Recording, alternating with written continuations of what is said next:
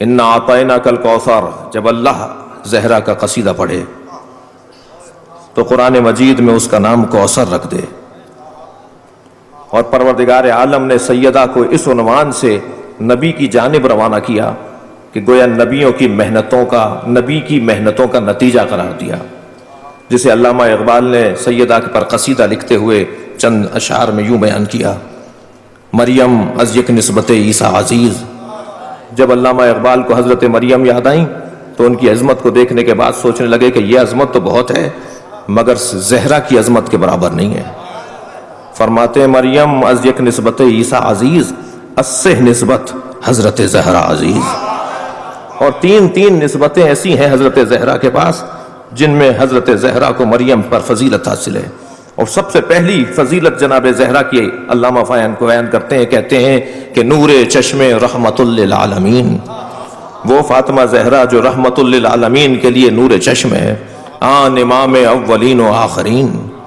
بھائی مجھے میری مجبوری ہے کہ زائرین کرام تشریف فرما ہے، اگرچہ فارسی بہت سامنے کی ہے، لہٰذا مجھے ترجمہ کرنے دیجئے. نور چشم، صلوات بھیجے محمد و آل محمد پر. نور چشم رحمت للعالمین، آن امام اولین و آخرین. اور دوسری نسبت علامہ فرماتے ہیں کہ بانو آن تاجدار حلاتا، یہ اس کی بانو ہے، یہ اس کی زوجہ ہے جس کے سر پہ حلاتا کا تاج سجا ہوا ہے. بانو آن تاجدار حلاتا، مرتضی مشکل کشا شیر خدا.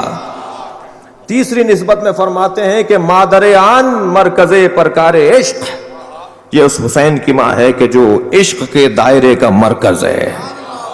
دنیا میں کوئی عاشق نہیں ہو سکتا جب تک کہ وہ حسین سے پیار نہ کرتا ہو.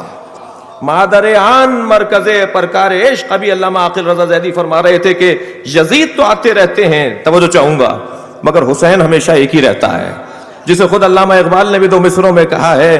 کہتے ہیں حقیقت ابدی ہے مقام شبیری. شبیر نہیں بدلتا، توجہ چاہ رہا ہوں، شبیر نہیں بدلتا، بدلتے رہتے ہیں انداز کوفی و شامی. یہ کبھی یزید بدلتا ہے، کبھی فرعون آتا ہے، کبھی حامان آتا ہے، کبھی شداد آتا ہے، مگر حسین کبھی نہیں بدلتا. کیوں نہیں بدلتا؟ اس لیے کہ نور ہمیشہ مفرد رہتا ہے، ظلمت ظلمتوں میں تبدیل ہو جاتی ہے. حسین ابن علی کی ذات ہمیشہ ایک ہی رہے گی. فرما رہے ہیں کہ مادر آن مرکز پرکار عشق، مادر آن کاروان سالار عشق. یہ ہر کاروان عشق کا سالار حسین ابن علی اس کی ماں ہے. اور پھر جو میرا مدعا تھا جس پہ فرماتے ہیں کہ مزرع تسلیم را حاصل بطول. توجہ چاہوں گا، کاشتکار جب فصل محنت سے سنوارتا ہے اور پھر اس کے کاٹنے کا وقت آتا ہے تو جس دن وہ فصل کاٹ رہا ہوتا ہے اس دن اس کا عید کا دن ہوتا ہے. جی، نبی مکرم کی محنتوں کے نتیجے کو بطول کہا جاتا ہے. توجہ ہے، تھوڑا سا ہاں ہوں کریں، گردن ہلا دیں. مادر آن فرما رہے ہیں مزرع تسلیم را حاصل بطول.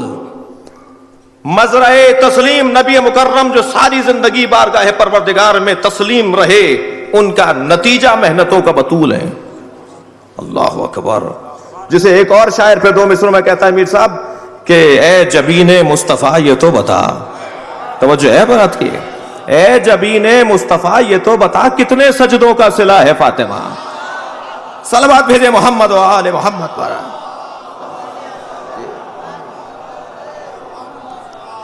مزرع تسلیم را حاصل بطول، مادران را اسوہ کامل بطول. عزیزان گرامی، پروردگار عالم نے سرکار دو جہاں کو جو چیزیں دی ہیں وہ باکمال دی ہیں.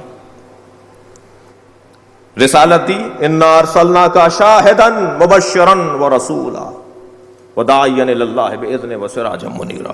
ہم نے تمہیں رسول بنا کر بھیجا. انا، ہم نے تمہیں رسول بنا کر بھیجا، ہم نے تمہیں رسالت عطا کی ہے. ایک اور جو نبی کو عطا کی پروردگار عالم نے کمال کی صورت میں فرمایا انا انزلناہ فی لیلۃ القدر، ہم نے تمہیں یہ قرآن شب قدر میں دیا ہے.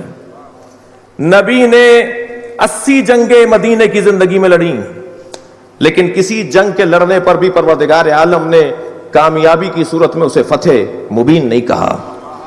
لیکن جب نبی نے تلوار رکھوا کر قلم چلوایا تو اس برداشت کے مظاہرے کو فتح مبین کہہ دیا گیا، اور آواز آئی انا فتحنا لک فتحا مبینا، ہم نے تمہیں فتح مبین عطا کی، رسالت دی ہم نے دی، قرآن دیا ہم نے دیا، فتح مبین دیا ہم نے دیا۔ اور اسی لہجے کے ساتھ کہتا ہے انا اعطیناک الکوثر، فاطمہ بھی ہم نے تمہیں دی ہے۔ تو جس رسالت اور قرآن کی انداز سے فاطمہ دی جائے تو اب سمجھ میں آتا ہے کہ سیدہ کے آنے پہ نبی کھڑے کیوں ہو جاتے تھے۔ یہ بیٹی کے لیے نہیں کھڑے ہو رہے، عطائے پروردگار کے لیے کھڑے ہو رہے ہیں۔ عطائے الہیہ ہے جسے فاطمہ زہرا کہا جاتا ہے۔